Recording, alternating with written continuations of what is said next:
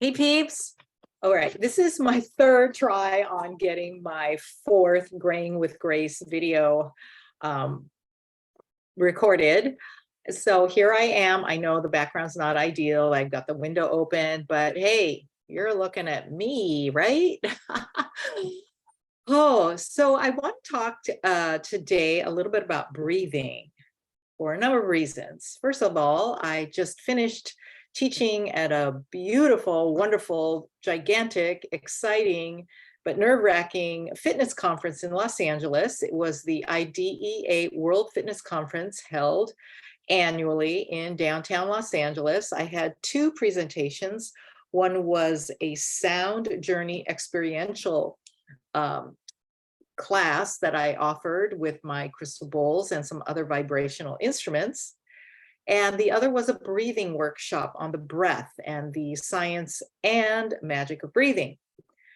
I want to speak about this because I realized with the 8 to 9 practicals I did in class, I could do one whole presentation on just one of the practicals themselves. So I'm going to try to do my best to condense this video into something I feel would be very beneficial for all of us. All right. As time goes by, we tend to see individuals who start collapsing in their posture, right? Especially the upper torso. It's overly flexed. This is called kyphosis. It puts compression on the heart and lungs, and your diaphragm muscle, which is your primary breathing muscle, cannot move at its optimum. If you're not aware, the diaphragm is shaped something like an umbrella with a big tendon in the middle. And so when the diaphragm tendon pulls down, the diaphragm descends, the lungs that sit on the top get pulled, and the air rushes into that negative space. That's your inhale. And then the exhale, there's an involuntary retraction, so to speak. And that is it in a simplistic manner. So for the diaphragm to work optimally, that central tendon needs to be perpendicular to the floor, either from a seated position or a standing position, because most of us are seated or standing in our waking hours. However, like I mentioned, as time goes by, you see a lot of this collapse. So I'm going to invite you right now to sit upright as best you can with that image in your mind of the umbrella being inside your torso. Okay, the top of the diaphragm is about the level of the lower tip of your shoulder blades all the way around in a circle, okay? And you go ahead and just relax as much as you can your belly and shoulders. Do the breath through your nose. Inhale for about 4 counts. Have a little suspension for about 4 counts. Then let your exhale happen for about 4 counts. And there's a suspension. I call it the pause or the U-turn. So let me do it with you. Breathing in, suspend, breathing out, suspend. So you see how this is a square. Breathing in, do your best to be upright, suspend, breathing out, suspend. Okay, that's called a square breath. 4, 4, 4, 4. That's 16. Do 4 of those. That's 1 minute. It's almost like a 1-minute meditation. If 4 seems too long, cut it to 3. If 3 or 4 seem too short, increase it to 5. Whatever it is for you.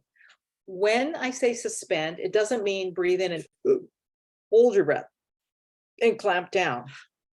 You just kind of stop the inhale or stop the exhale, but there is a sense that you're still inhaling somewhere, and you're exhaling still somewhere. So there is never a sensation of tension being built. Be very careful with that in your desire to do it right. Yeah.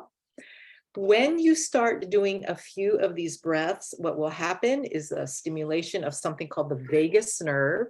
And your vagus nerve has a lot to do with relaxation, well-being, and stimulating your parasympathetic nervous system, which is to kind of get you on the chill. Okay. So I'm going to invite you and encourage you to find your best upright alignment. Visualize your little internal umbrella. The inhale, that handle pulls down, the diaphragm opens up like an umbrella opening. And the exhale, there is a retraction. Yeah.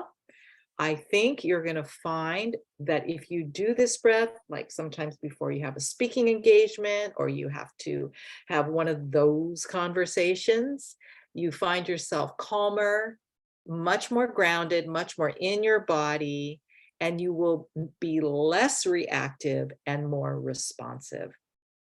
Remember that you can go probably a few days, about a month without food. You can go for a few days without water, but you cannot go much longer than 4 minutes without air. That's how vital it is. Remember, you're breathing for life. We don't call it the breath of life for no reason. That is my Murakami method, Graying with Grace tip for you this week. Let me know how that goes. Let me know if you experiment and try that out in some sort of situation and what happens for you. All right, my friends, till next time, be well, from my heart to yours.